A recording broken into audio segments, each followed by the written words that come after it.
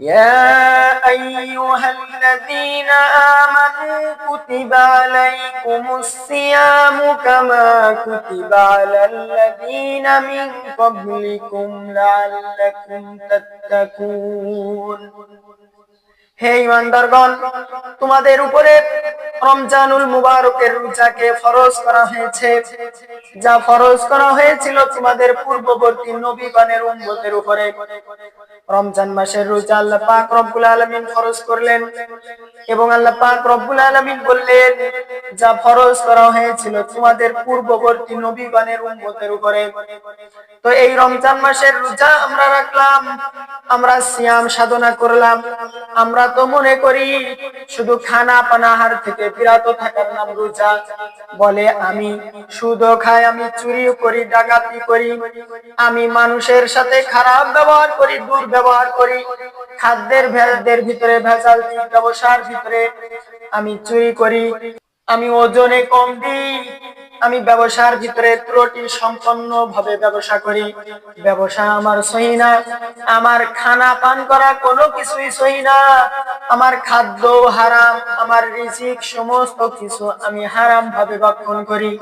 আল্লাহ পাক রব্বুল আলামিনের এই দুনিয়ায় আমি আপনি আছি, আল্লাহ পাক রব্বুল আলামিনের ইবাদত আমি আপনি করতেছি, আল্লাহ তাআলার হুকুম আমি আপনি মানতেছি, অথচ রোজা রেখে গুনাহ করতেছি, রোজা রেখে টিভিও দেখি, নেট ফেসবুক চালাই, রোজা রেখে মিথ্যা কথা বলি, গীবত করি, শিকায়ত করি, অপরের সাথে খারাপ ব্যবহার করি, আমি আবার রোজাও রাখি।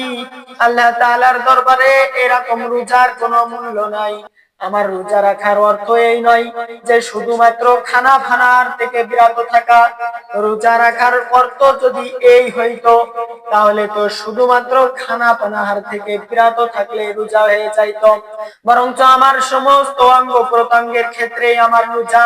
আমার হাত দ্বারা আমি ভালো কাজ করব, এটা হাতের রোজা। আমার চক্ষু দ্বারা আমি ভালো কিছু দেখব, খারাপের দিকে নজর দেব না, এটা আমার চক্ষুর রোজা। আমার জবানেরও রোজা আছে, কানের রোজা আছে, পায়ের রোজা আছে। তো আমি সমস্ত অঙ্গ প্রত্যঙ্গ রোজা রাখতে হবে, অথচ আমরা শুধুমাত্র খানা পানাহার থেকে বিরত থাকার নামই রোজা মনে করি। আবার অনেকে মনে করে সারাদিন রোজা রাখলাম, চলো ইফতারির পরে আমরা সকলে মিলে টিভিতে চলে যাই।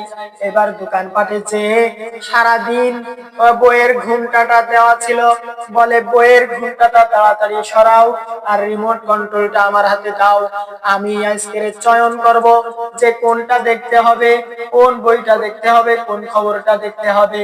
তাহলে তো এই রোজা রেখে সারাদিন এত কষ্ট করে কোনোই লাভ হবে না, কারণ আমি রোজা রেখে আল্লাহ পাক রব্বুল আলামিনের ভয় আমার অন্তরে আমি আপনি নিয়ে আসতে পারলাম না। আল্লাহ তাআলা পবিত্র কোরআনের ভিতরে বলেন, আল ইয়াউমা নাখতিমু আলা আফওয়াহিহিম ওয়া তুকাল্লিমুনা আইদিহিম ওয়া তাশহাদু আরজুলুহুম বিমা কানু ইয়াকসিবুন। আল্লাহ তাআলা হাশরের ময়দানে বান্দার জবান বন্ধ করে দেবেন, অঙ্গ প্রত্যঙ্গের জবান খুলে দেওয়া হবে, হাতের জবান খুলে দেওয়া হবে, পায়ের জবান খুলে দেওয়া হবে। এইভাবে তারা নিজেদের কর্মের সাক্ষী সেইখানে দিতে থাকবে। হাত দ্বারা আমি কোন জায়গায় কার সাথে খারাপ ব্যবহার করেছিলাম, চুরি করেছিলাম, ডাকাতি করেছিলাম, পা দ্বারা আমি কোনো খারাপ জায়গায় গিয়েছি কিনা, কোনো অশ্লীল অনর্থক জায়গায় গিয়েছি কিনা, এটা আল্লাহ পাক রব্বুল আলামিন জিজ্ঞাসা করবেন। এই জন্য আমরা শুধু রোজা মানে খানা পানার থেকে বিরত থাকা না, বরং রোজা মানে আল্লাহ পাক রব্বুল আলামিনের ভয় অন্তরে নিয়ে আসা।